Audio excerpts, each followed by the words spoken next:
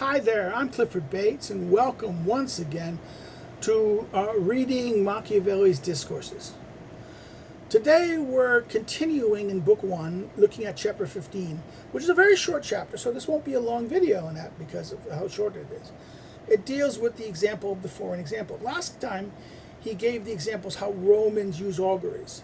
He gave two examples from Livy's account of, and he's going to say they supplant the question of how auguries were used to, and one example of it being done prudently and one example of it being rashly. And then he now makes the case of how even, not only this was a practice of the Romans, but the other pagans or Gentile people did similar things. And here we're going to turn to it. This is chapter 15 here. The Samites, as an extreme remedy for the things affecting them, had recourse to religion, right? The Samites. He goes, now, after the Samites had many defeats from the Romans and had been destroyed in Tuscany by at least one, with their armies and captains killed, and after their partners, like the Tuscans, the French and the Umbrians, had been conquered, they could no longer stand either by their own or by external forces. Nonetheless, they did not want to abstain from war. For far they were from tiring even of freedom they had unsuccessfully defended. They would rather be conquered than not attempt victory. In other words, this is again. This is quoted from the Latin of Livy 10:31. It's right there. Again, this is all to be chapter 10 of Livy, book 10 of Livy. Hence, they decided to make one last try. So therefore, the Samnites, they were bad. They lost it. They lost battles. They had been destroyed in Tuscany by the last war with the Romans, and with their armies and their captains killed, and after their partners, like the Tuscans, the French. By the French he means the Marseillaise, that's the French, which southern France was the French, and the Umbrians had been conquered. They could no longer stand either by their own or by external forces. But they did not want to abstain from the war because they were never tired. They were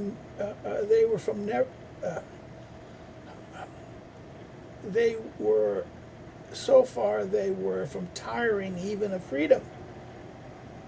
They had unsuccessful. In other words, they wanted to keep their freedom, their demand, and they would rather be conquered than not to attempt victory. So they had decided to make one last try, because they knew that if they'd wished to win, it was necessary to induce obstinacy in the spirits of their soldiers, and that to induce it there was no better means than religion. They thought of repeating the ancient sacrifice of theirs through Octavius Paccus, their priest. So that they're going to repeat the ancient sacrifice of their priest.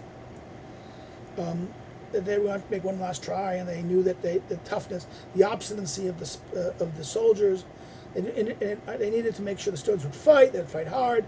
They'd be unwilling to surrender. So on obstinacy, they needed to introduce the obstinacy in the spirits of their soldiers, right? And they're going to induce it by religion. And they repeating the ancient sacrifice to their priests. He ordered it in this form.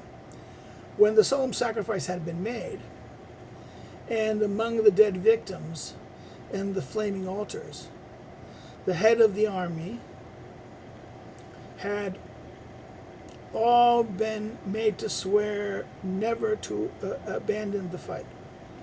They called up the soldiers one by one, and among the altars, and in midst of many centurions, with naked swords in hand, they made them swear, first, that they would never retell anything they had seen or heard. At this, and with the words of exaggeration and full of, in other words of exaggeration and verses full of fright. They made them promise to the gods to go, to be quick, to go where the commander sent them, and never to flee from the fight, and to kill anyone they saw fleeing. If one did not observe this, it would return upon the head of his family and his line. It was curse. In other words, it'd be, if you didn't do these things, the failure to either to do what your commander said quickly like this, or never flee from the fight, or that they would fall upon the head of it would return upon the head of his family and his line. In other words, there'll be punishment. The children will be the children and the heirs will, your family and your heirs will suffer the guilt of this failure, the sin. And when some of them, terrified, did not wish to swear, they were killed. They were at once killed by their centurions. So that all the others who came after them, made fearful by the ferocity of that spectacle, to make their semblance more magnificent, there being 40,000 men, they dressed half in white with the crest and feather on top of their helmet. And so ordered, they were posted near Antiquilla. Against them came Papyrus, who to engage his soldiers said, crests do not make wounds, and the Roman javelin goes through painted and gilded shields. Right. To weaken the opinion of his soldiers had of the enemy, he said that the oath the Samnites had taken represented their fear and not their strength, for they had to fear. They had to have fear of citizens, gods, and the enemies at the same time. In other words, they had fear of their citizens, fear of the gods, and fear of the enemy.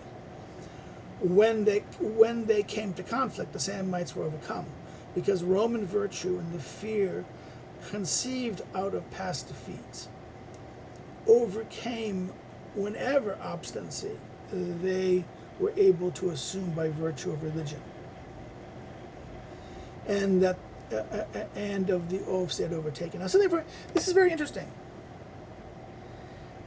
This is why it's very important to read this carefully. This is why reading this carefully. There seems to be a contradiction here. He said about oaths, he said something about powerful, but then the examples of this, that religion is very important, we should pay attention to it, but then the examples he gave in the last chapter were one of really the thing that separated the two was the outcome. Even though he denies that the outcome was, but rather the way that the one choice of prudence of one and the imprudence of the other. But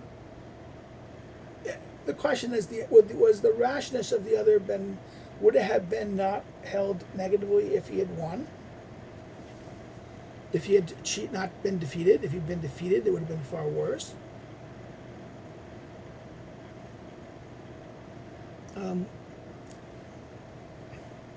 But here, the example of this is the Samnites were what? They took an oath. They did this right. They did everything right, the oath right. It made them the fight. But at the end of the day, the Romans defeated them. Why? In fact, the thing here is the example here was, don't worry, but crests do not make the wounds. Crests do not make wounds, and the Roman javelin goes to painted and gilded shields. And therefore, he said their oath was done it was done by fear, not of strength, because they had fear of the citizen, fear of their gods, and fear of their enemies. The Romans overcame them; they destroyed them. Because why? The Samnites only had fear. The Romans, he says, had, because Roman virtue and fear, the fear conceived out of past defeats, overcame their whatever obstinacy they had to assume by the virtue of the religion and the oaths they had taken. In other words, how the previous here done. He's kind of like saying that there's a logic. You have to understand there's a logic here. And this is Livy 10 again. By the virtues of the religion and the oaths that they had taken. So, because Roman virtue and the fear conceived out of the past defeats overcame whatever obstinacy they were able to assume by virtue of religion and the oaths. So the other guys, in other words, the Romans' virtue and the fear conceived out of past defeats. So therefore, nonetheless, one sees that to them it did not appear that they could have any other refuge. In other words, for them it did not appear they could have any other refuge, nor try any other remedy from which they could take hope of recovering lost virtue. In other words, the lost virtue was the more important thing. And the virtue was the thing that allowed for the strength. In other words, this testifies in full how much confidence can be had through religion well used. In other words, religion well used cannot substitute for virtue.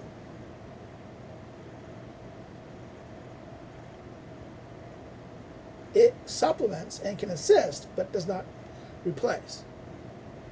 And what is virtue here is, again, the ability to achieve what you need to be achieved. Not to achieve or to accomplish what you want to accomplish. And to do it well. Although this part might perhaps require to be placed rather among foreign things, since it depends on one of the most important orders of the Roman Republic, it appears to me good to connect in its place, so as not to divide this matter and to have it return to it several times. So in other words, he says, although this part might perhaps require to be placed among other foreign things, about the foreign affairs, right? But he says, but this appears about the domestic things. In other words, it appears later, right? The foreign things here is, I think he's referring to the next chapters, right? Or extrinsic things. Here, we're supposed to be talking about intrinsic things, right? In other words, it's so important to talk about this, the example of the Sanamites, because this is, since it depends, it nonetheless depends on one of the most important orders of the Republic of Rome. In other words, the religion, the use of religion, and the virtue of that underlies it. And this is why it's brought here. And it appears to me good to connect it to this place. So not to divide the matter and have to return to it again several times. In other words, you understand this. This is that the religious order supplements, religion supplements, but it cannot substitute. It's very important. It helps prevent the tumults. It helps maintain the order, but it cannot. It by itself cannot achieve without virtue. And what is virtue here again is repeating. This is the ability to win, the ability, having the strength to win, having the ability, the resources like this. No spirit, obscenity of spirit is not just enough. Now it's useful, but you have to have other resources, other things, skill, virtue, willingness to fight. And the example here is an interesting example because they were able to achieve something. They were to fight when they. But then what the question then becomes, well, okay, but faced against the Romans who had the material, the wonderfully dressed uniforms, the soldiers it says, that alone is not going to wound it, and javelin is going to still destroy their little badly constructed shields. Another thing is that they're not here because of their virtue or their strength. Or their confidence. They're here because what? They're afraid. They're afraid of their citizens. In other words, this idea that it's not because of strength and not their strength. They that represent, in other words, that the oaths that they had were done through fear, not through strength. And they had to fear, for they had to fear citizens, gods, and the enemy at the same time, right? So this is how this chapter ends. Very short chapter. If you have any comments or questions or issues here, please put them below, and I'll respond to them. If you've liked it, hit the like button. This is a very short chapter, so you can like it. You can like it, share it, and get people to do it. Another thing you can do is you can subscribe if you're not subscribed already. It helps grow the channel, encourage others to come and subscribe and check us out, and bring the attention to the channel and see not only the prints here, what we're doing, not the prints, but the discourses here, but the two different runs of the prints we've done, and Aristotle, different Aristotle texts, politics, and the things, and the other works we've done, both ancient and modern, and even with the Schmidt work and the works on Schmidt we had. So we'll stop here. And of course, if you didn't like it, you can always thumbs down it, but say why in the comments so people can benefit. If you want to follow me, you can follow me on social media through links below. If you want to know more about me, or to see my scholarship and check things out like that as a scholar and a researcher, the academic social media links below, social media links. And if you want to help contribute to what I do, you can do so through Subscribestar or Patreon, which are below the academic social media links. The two links, the two URLs to that. Another thing you can do is you can help by buying one of my books, my published books currently available. They're listed below. You can do so through your bookstore, of course, maybe ordering it, or you can do it through an online distributor like Amazon, Barnes & Noble, Libris, Book Depository, or whatever. Or you can do it through the publishers directly. Well, that's it. We'll see you next time, and have a good day. Bye-bye.